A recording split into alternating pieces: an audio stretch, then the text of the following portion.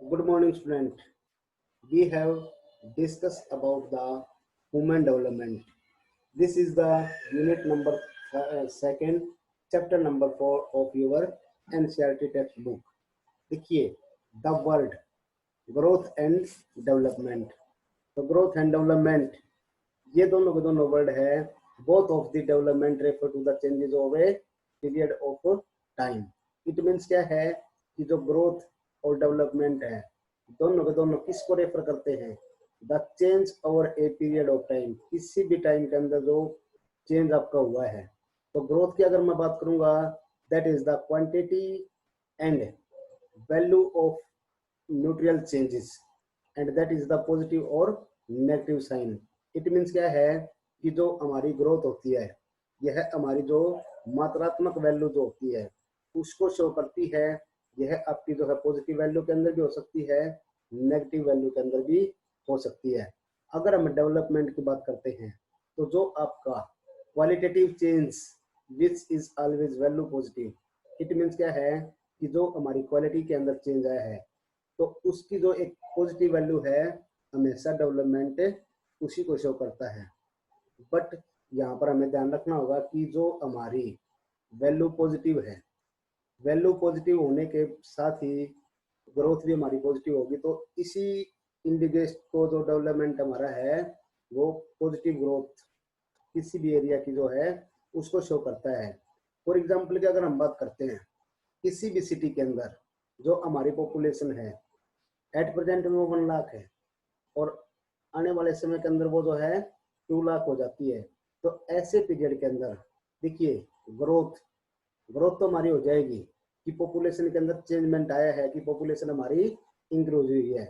But अगर हम एक डेवलपमेंट की बात करते हैं तो डेवलपमेंट उस इलाके का नहीं होगा, उस सिटी का डेवलपमेंट नहीं होगा. क्यों नहीं होगा? क्योंकि जो आपकी पॉपुलेशन ग्रोथ हुई है क्या उसके साथ में जो facilities like as housing, provision of basic services या अदर करेक्टरिस्टिक जो उस ग्रोथ को चाहिए है तो वो मतलब उसके अंदर कितना क्वालिटी जो है, कितनी फैसिलिटी जो है लोगों को प्रोवाइड हुई है. यदि हर प्रकार की फैसिलिटी प्रोवाइड हो जाती है तो इट मीन्स उस इलाके का जो है डेवलपमेंट हो जाता है. तो अब अगर हम बात करते हैं कि जो हमारा डेवलपमेंट का जो कॉन्सेप्ट है, देखिए सबसे पहले डॉक्टर महबूब उल हक, that is the Pakistani economics.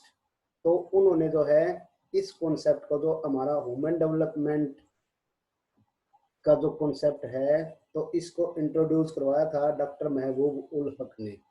तो एक्चुअली में यह जो कॉन्सेप्ट आपका है 1990 के अंदर 1990 के अंदर जो कॉन्सेप्ट दिया था तो डॉक्टर महबूब उल हक उन्होंने जो है पूरी तरह से किस तरह से मतलब जो कॉन्सेप्ट हमारा, क्योंकि उन्होंने ये डिस्क्राइब किया था कि जो development that have development increases people choice improve their lives, कि किस तरह से जो लोगों की चॉइस है उसके अंदर इम्प्रूवमेंट होती है.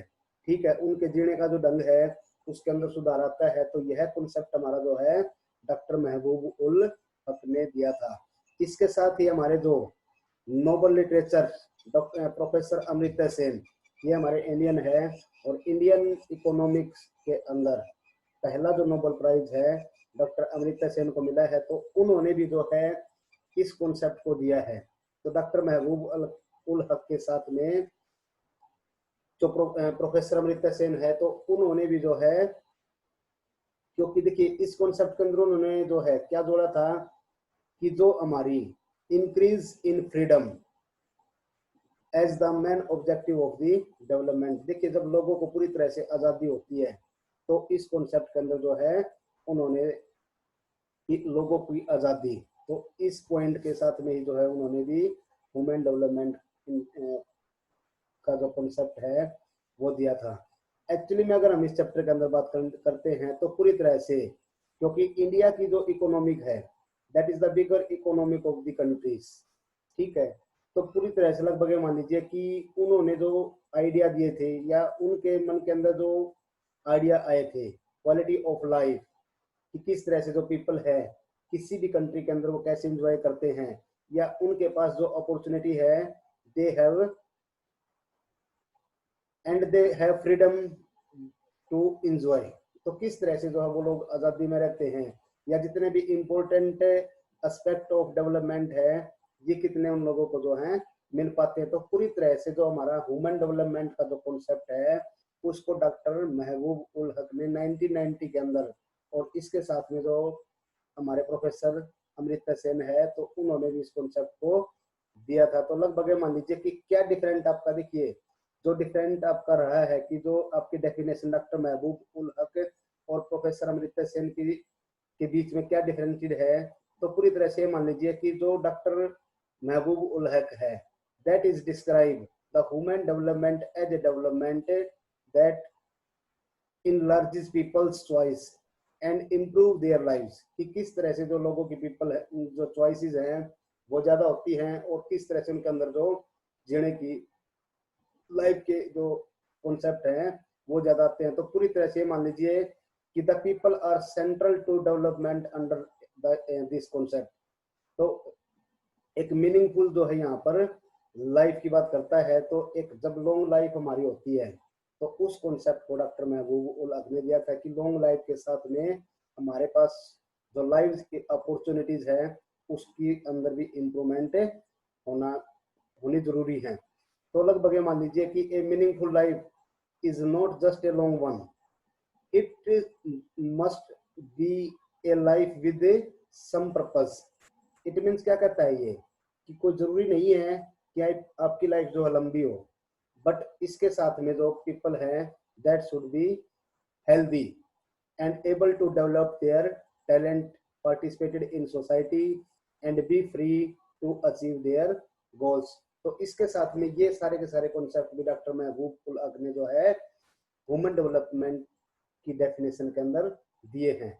तो इसके बाद अगर हम बात करते हैं कि जो डॉक्टर महबूब जो प्रोफेसर अमृता सेन है, तो पूरी तरह से उन्होंने भी क्या देखा, ही सा an increase in freedom as the main objective of the development. Increasing freedom is also one of the most effective way of the bringing about the development. देखिए यहाँ पर जो आपका आज़ादी का कॉन्सेप्ट है, तो पूरी तरह से जब लोग आज़ाद होंगे, तो इसका मतलब क्या है कि जो उनकी अपॉर्चुनिटी है वो पूरी तरह से डेवलप होगी। तो इस डायग्राम के अंदर किस तरह से दिखा रखा है कि जो हमारे access to resources, health, education है, किस तरह से हमारे जो एरिया है वो ह्यूमन डेवलपमेंट के अंदर इंक्रीज होते हैं। तो देखिए एक मीनिंगफुल लाइफ इस डायग्राम के अंदर हमारे को दिखाई दे रही है कि किस तरह से जो है आपका एक डॉक्टर और एक जो पुअर पेशेंट की यहाँ पर स्टोरी को दिखाया गया है कि किस तरह से जो है ये मतलब जो डॉक्टर है इसकी लाइफ के अंदर इम्प्रूवमेंट है, इसके पास हर प्रकार की फैसिलिटी प्रोवाइड है, बट जो पुअर पीपल है इसके पास तो फैसिलिटीज हैं वो कम है। तो इसका मतलब क्या है कि एक मीनिंगफुल लाइफ हमारे को यहीं से जो है ह्यूमन डेवलपमेंट की शो हो जाती है। अब हम बात करते हैं कि what are the 4 pillars of human development. देखिए हमारा जो ह्यूमन डेवलपमेंट है, जिस तरह किसी भी एक बिल्डिंग को बनाने के लिए हमारे को पिलर्स की आवश्यकता होती है, तो ठीक उसी तरह से हमारा जो ह्यूमन डेवलपमेंट है इसको भी मजबूत बनाने के लिए 4 पिलर्स की आवश्यकता होती है, 4 पिलर्स। इसमें आपका जो है equity, sustainability, productivity and improvement. तो ये 4 के 4 पिलर जो हमारे है इस कॉन्सेप्ट के अंदर जो है काम करते हैं। देखिए डायग्राम के अंदर आपको किस तरह से दिखा रखा है कि देखिए इक्वालिटी और इक्विटी में क्या डिफरेंट है कि हर पीपल्स को जो है यहाँ पर हर प्रकार की जो अपॉर्चुनिटी है वो प्रोवाइड हो रही है। तो इट मीन्स क्या है कि अगर हम बात करते हैं, देखिए सबसे पहले हम बात करेंगे यहाँ पर इक्विटी की। Equity refer to the making of equal access opportunity available to everybody. हर प्रकार की जितने भी हमारे जो एक्सेस अपॉर्चुनिटीज हैं वो सभी पीपल्स के पास में जो है अवेलेबल होनी चाहिए।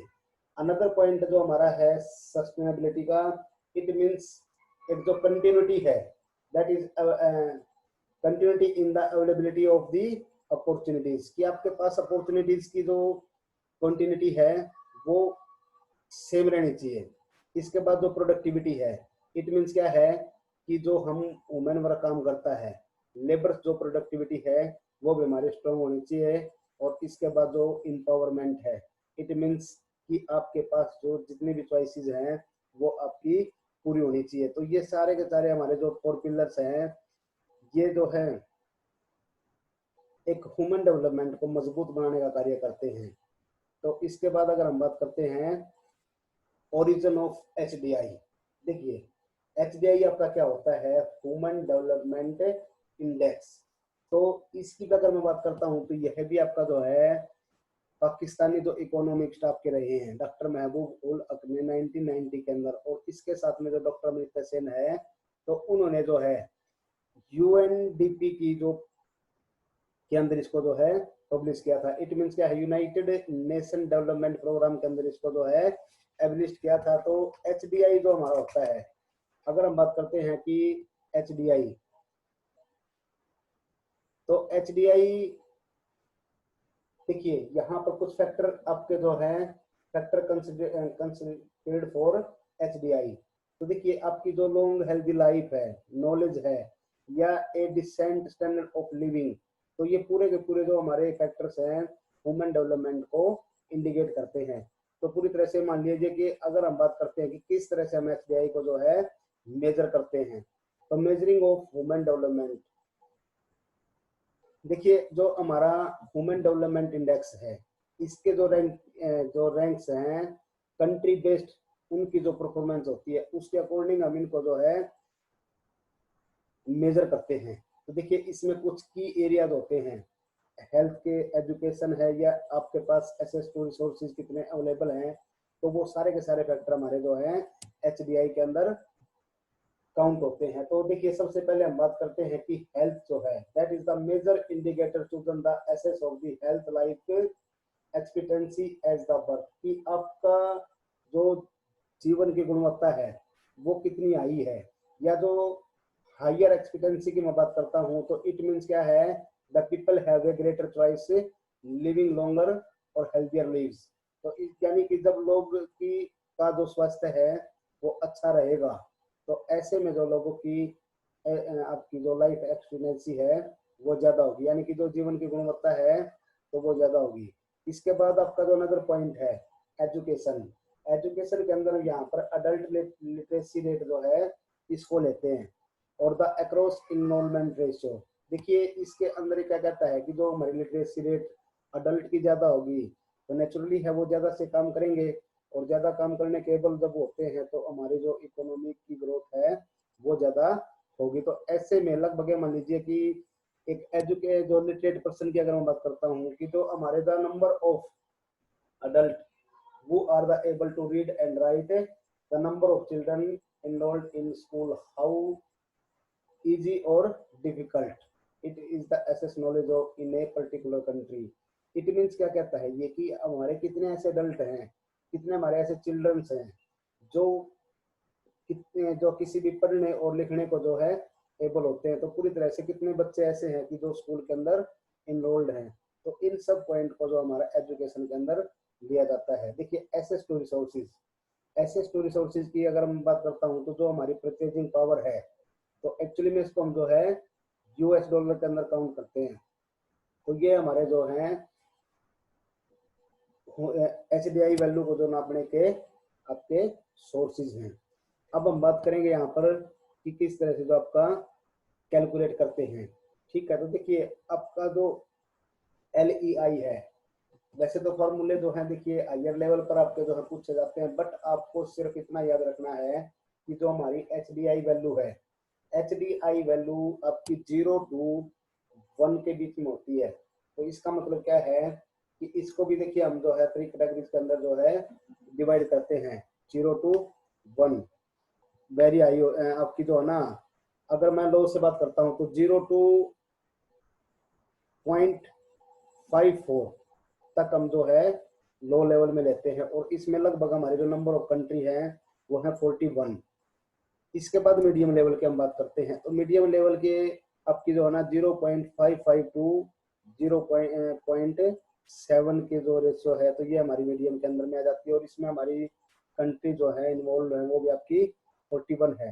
देखिए इस टेबल्स के अंदर जो है दिखा भी रखा है कि किस तरह से हमारी जो वेरी हाई वैल्यू रहती है एचडीआई की, अब वो 0.80, तो 49 कंट्रीज हमारी इसके अंदर जो है टोटल। हालांकि हमारा जो डाटा है ये 2016 का लिया गया है। इसके बाद वेरी हाई में आपका जो है 0.7 टू 0.8 और 53 कंट्रीज के अंदर बिलोंग करती है। मीडियम के अंदर जो आपकी 0.55 टू 0.69 और 42 कंट्री, और एट प्रेजेंट में आपके जो लो मेजर में आती है वो है 43। तो इसका मतलब क्या है कि देखिए अभी जो मैंने डाटा डिस्क्राइब किया था वो आपका 2016 का था, और ये एट प्रेजेंट का आपका जो रेशो है शो करता है। हम इंडिया की पोजीशंस की बात करते हैं। इंडिया जो है 113 रैंक का हमारा जो है अकॉर्डिंग टू 2018 के अकॉर्डिंग हमारा जो है 130वां स्थान जो एचडीआई वैल्यू के अंदर आता है। तो ये हमारे जो है कॉन्सेप्ट थे कि किस तरह से, देखिए टॉप 10 कंट्रीज की अगर मैं बात करता हूँ तो फर्स्ट यहाँ पर नॉर्वे, ऑस्ट्रेलिया, स्विट्जरलैंड, इनकी एचडीआई वैल्यू को भी जो है साथ में शो किया गया है। नीदरलैंड है, United state, Germany, New Zealand, Canada, Singapore और डेनमार्क, ये हमारी टॉप 10 जो कंट्री है जिनकी ग्लोबल एचडीआई रैंक्स जो है वो हायर है। देखिए एक चीज और मैं बता देता हूँ कि जिस कंट्री का जितना एरिया छोटा होगा, जितनी पॉपुलेशन कम होगी, उतनी ही उस कंट्री की जो एचडीआई वैल्यू है वो ज्यादा होगी। तो इस टेबल के अंदर से देखिए आपको जो है ये सारा का सारा डाटा आपके सामने जो है